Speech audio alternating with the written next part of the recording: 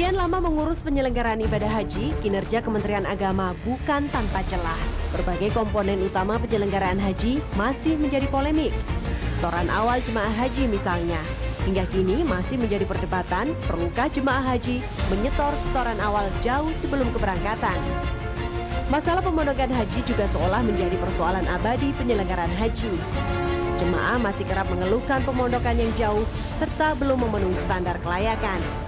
Pembenahan celah korupsi di sektor penyelenggaraan haji dan umroh di Kementerian Agama menjadi pekerjaan rumah pertama dan utama Menteri Agama Lukman Hakim Saifuddin.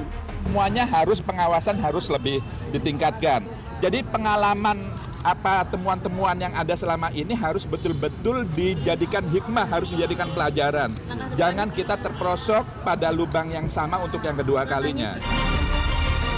Pak Lukman, kalau kita bicara soal dalam tanda kutip meskipun ini belum menjadi vonis gitu ya.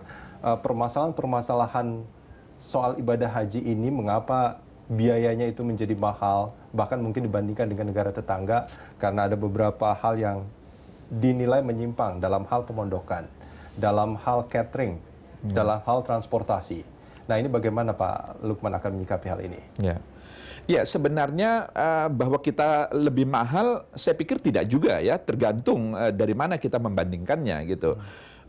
Kalau dibandingkan dengan Malaysia selama ini, ya tentu dari jarak saja Malaysia lebih dekat dengan Saudi Arabia begitu. Tapi di kita kan jamaah juga mendapatkan living cost, biaya hidup selama di sana yang itu juga tidak didapat oleh jamaah haji Malaysia. Terkait soal membuka diri nih Pak Lukman, ada juga usulan mengapa nggak kita bikin hubungannya G2G gitu dengan Arab Saudi gitu supaya kita bisa misalkan ada pemondokan itu yang dikontrak selama puluhan tahun karena ini kan akan terus berjalan gitu.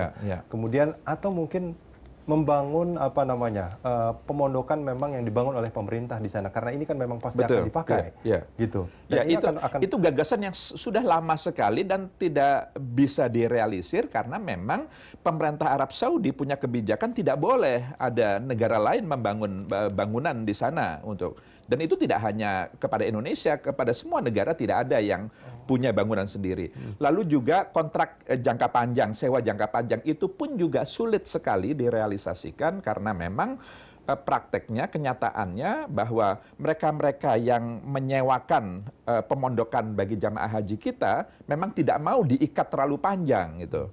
Jadi memang itulah kenyataannya. Pikiran-pikiran seperti itu sudah lama, tapi memang apa boleh buat sampai saat ini belum bisa direalisasikan. Artinya karena memang dari aturan di negara Arab di sana tidak memungkinkan untuk betul. Terkait indirect cost Pak Lukman.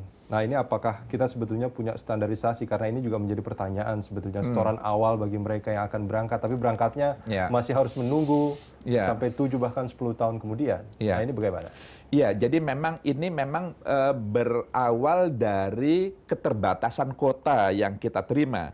Jadi memang bagaimanapun juga setiap negara harus dibatasi berapa maksimal yang bisa dibolehkan untuk mengirimkan warga negaranya yang ingin berhaji.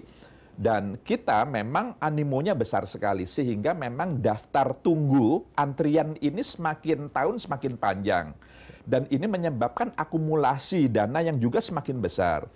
Itulah kenapa saya beberapa waktu yang lalu mengeluarkan pikiran, gagasan, ide yang tentu harus lebih didalami dan dicermati kembali bahwa akan lebih baik kalau setiap calon jemaah haji itu memiliki rekening bank sendiri. Gitu. Sehingga artinya tabungan haji bagi pribadi masing-masing. Iya, bagi masing-masing. Sehingga tidak perlu sebanyak sekarang harus 20 atau 25 juta untuk dana setoran awal karena itu nanti akumulasinya akan banyak sekali begitu. Cukuplah beberapa begitu tapi itu menjadi miliknya calon jamaah haji itu sendiri yang kemudian nanti oleh sistem perbankan itu bisa kemudian dikelola sedemikian rupa sehingga kemudian kalau waktunya cukup panjang mungkin karena ada jasa bank setiap bulan setiap tahun seperti itu maka pada saatnya nanti dia berangkat tidak lalu harus melunasi dalam jumlah yang banyak lagi karena sudah terakumulasi dari jasa bank yang dia dapatkan. Misalnya seperti itu, tapi ini perlu didalami lagi. Jadi sekarang sudah ada aturan yang jelas. Apa-apa saja yang boleh digunakan dari dana indirect cost itu.